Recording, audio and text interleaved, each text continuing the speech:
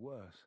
More were slain, and out of hiding there came blood-drinkers as old as the queen herself, and Thorn saw these beings.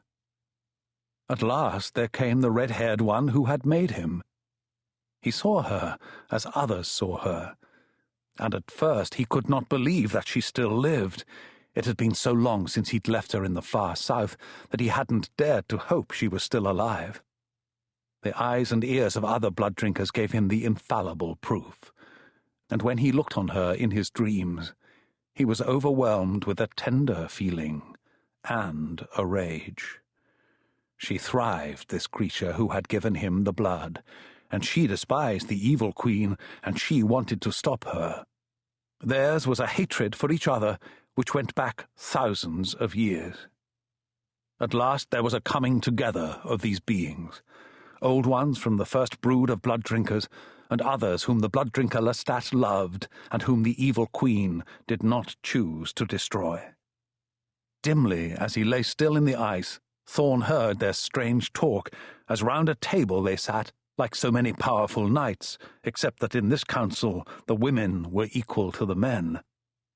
With the queen they sought to reason, struggling to persuade her to end her reign of violence, to forsake her evil designs. He listened, but he could not really understand all that was said among these blood-drinkers. He knew only that the queen must be stopped.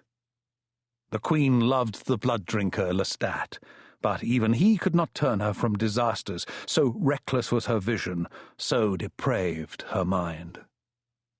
Did the queen truly have the sacred core of all blood-drinkers within herself? If so, how could she be destroyed? Thorn wished the mind-gift was stronger in him, or that he had used it more often. During his long centuries of sleep his strength had grown, but now he felt his distance, and that he was weak. But as he watched, his eyes open, as though that might help him to see, there came into his vision another red-haired one, the twin sister of the woman who had loved him so long ago. It astonished him, as only a twin can do. And Thorn came to understand that the maker he had loved so much had lost this twin thousands of years ago. The evil queen was the mistress of this disaster. She despised the red-haired twins. She had divided them, and the lost twin came now to fulfill an ancient curse she had laid on the evil queen. As she drew closer and closer to the queen, the lost twin thought only of destruction. She did not sit at the council table. She did not know reason or restraint. "We shall all die," Thorn whispered in his sleep, drowsy in the snow and ice, the eternal Arctic night coldly enclosing him. He did not move to join his immortal companions, but he watched. He listened. He would do so until the last moment. He could do no less. Finally the lost twin reached her destination. She rose against the queen. The other blood-drinkers around her looked on in horror. As the two female beings struggled, as they fought as two warriors upon a battlefield, a strange vision suddenly filled Thorn's mind utterly, as though he lay in the snow and he were looking at the heavens. What he saw was a great intricate web stretching out in all directions, and caught within it many pulsing points of light.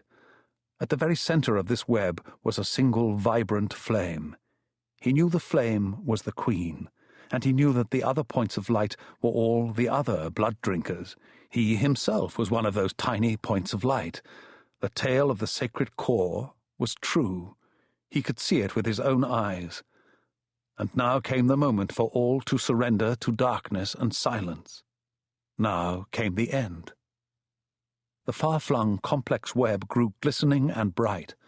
The core appeared to explode, and then all went dim for a long moment, during which he felt a sweet vibration in his limbs, as he often felt in simple sleep, and he thought to himself, "Ah, so now we are dying, and there is no pain." Yet it was like Ragnarok for his old gods, when the great god Heimdall, the world-brightener, would blow his horn, summoning the gods of Aesir to their final battle. "And we end with a war as well," Thorn whispered in his cave. But his thoughts did not end. It seemed the To keep listening to this audiobook, I've left you a link in the description so you can do it at no cost thanks to Audible's 30-day free trial.